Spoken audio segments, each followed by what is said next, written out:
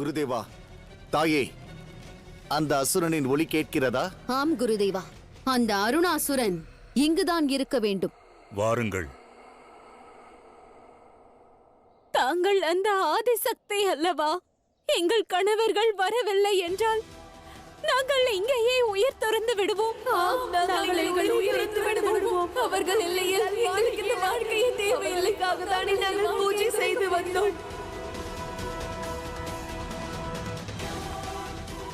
மகாதேவா, நான் இவர்களுக்கு உதவி செய்ய வேண்டும். சுமங்கலித்துவத்தை வரமாக அளிக்கப் போகிறேன்.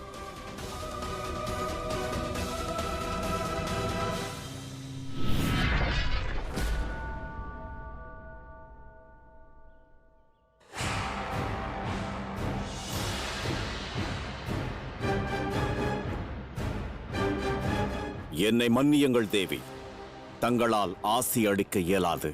ஏன் யமராஜா? ஏனென்றால் அந்த சூறாவளி காற்றில் இவர்களின் சில கணவர்கள் மண் சரிவிற்கடியில் சிக்கியிருக்கிறார்கள்.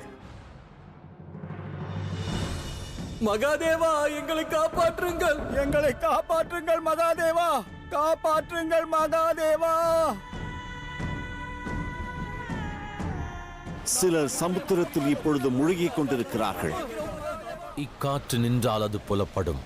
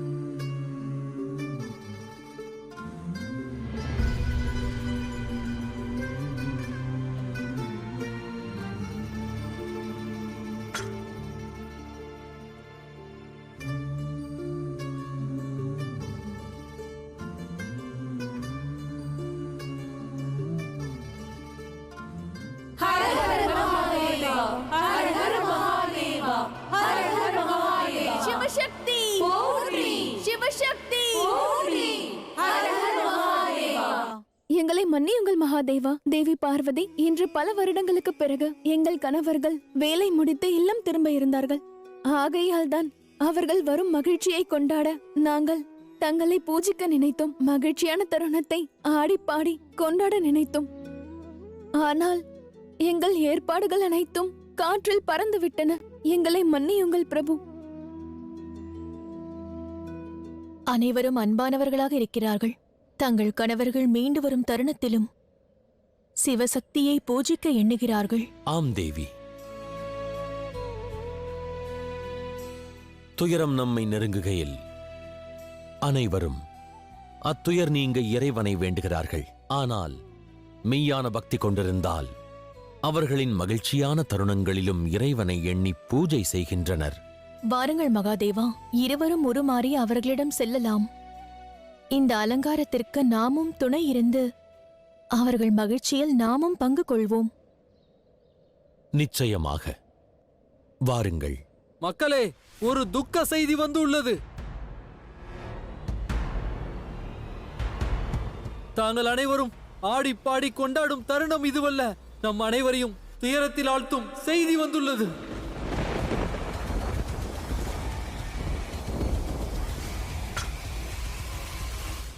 என்ன என்ன கூறுகிறீர்கள்? இந்த சூறாவளி காற்று எவரையும் விட்டு வைக்கவில்லை.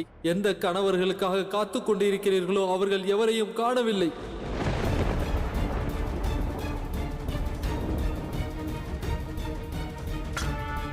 அவர்கள் அனைவரும் உயிருடன் திரும்பி வருவார்களா என்று கூட தெரியவில்லை.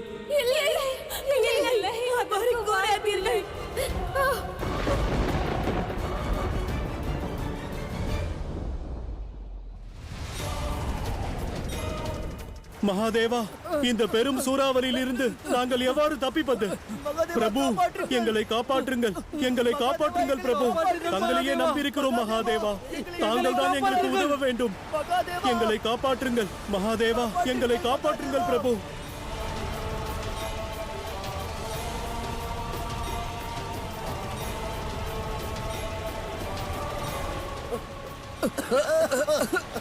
இது சூறாவளி அல்ல, இது நம் உயிரை பறிக்க வந்த காலன்.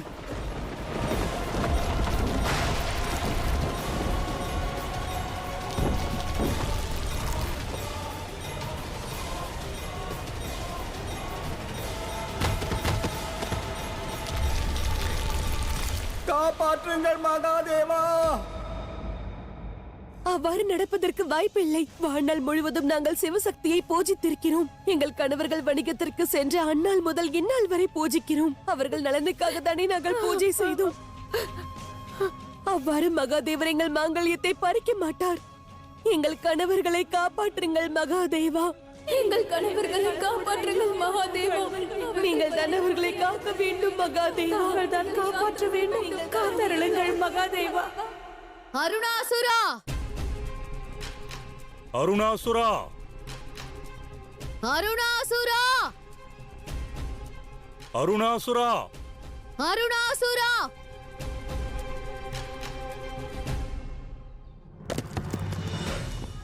பிறகு சிவனை கண்டு எனது சேவகனாக்கிக் கொள்வேன். சிவசக்திக்கு பிறகு இப்பிரம்மாண்டத்தை என் அடிமையாக்குவேன். எனது வரத்தை பற்றி என் சகோதரனும் நன்கு அறிவான். இவ்வரத்தின் சக்தி கொண்டு என் சகோதரனை நான் தோற்கடிப்பேன் என்று அவன் கருதினான். அதனால் தான் என்னை இங்கு அடைத்து வைத்தான். ஒருவேளை அவன் இவ்வாறு செய்யாமல் இருந்திருந்தால் இப்பிரபஞ்சத்தையே நான் வென்றிருப்பேன். வென்ற பிறகு என் சகோதரனின் காலடியில் வைத்திருப்பேன்.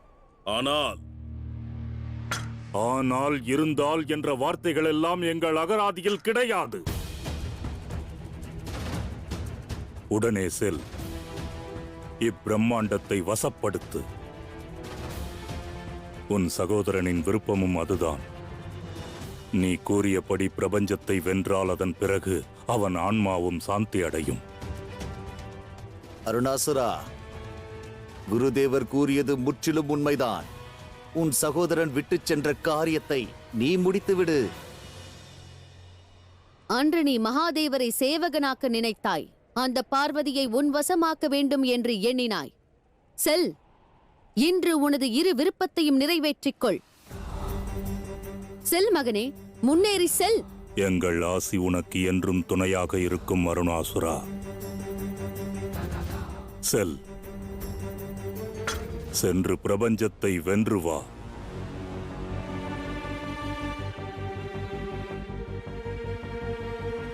வருகிறேன் மகாதேவா. தங்களை என் சேவகனாக, பார்வதியை என் மனைவியாக மாற்றுவதற்கு.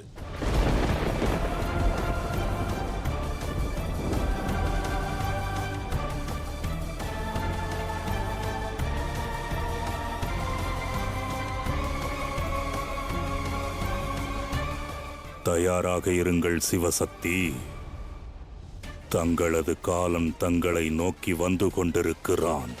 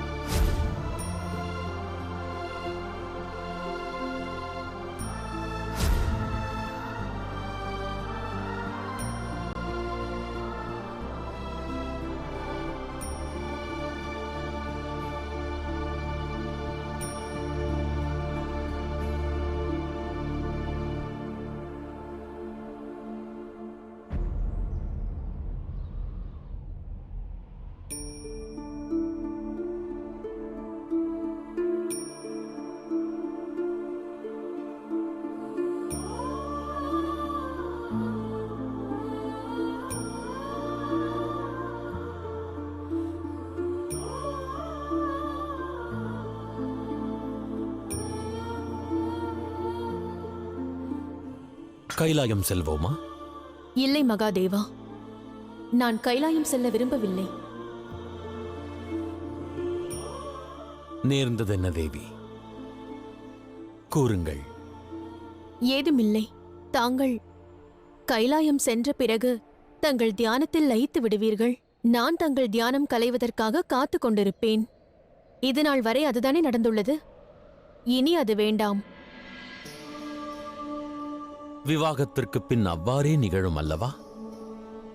பத்தியும் பத்தினியும் இல்லற வாழ்வின் கடமை ஆற்ற வேண்டும் அல்லவா? கூறுங்கள். அதுதான் எனக்கு அச்சமாக உள்ளது. விவாகத்திற்கு பிறகு இல்லற கடமைகள், அதை தவிர வேறு என்ன உள்ளது? நம்மை விட மானிடர்களே மேலல்லவா? எவ்வகை மானிடர்? கூறுங்கள். பிரபு, மனம் மயங்கி நடனமாடிக் கொண்டிருந்தார்களே அவர்கள். எதை பற்றியும் எண்ணாமல் அந்த கணவனும் மனைவியும் நடனமாடும்போது அழகாக இருந்தார்கள்.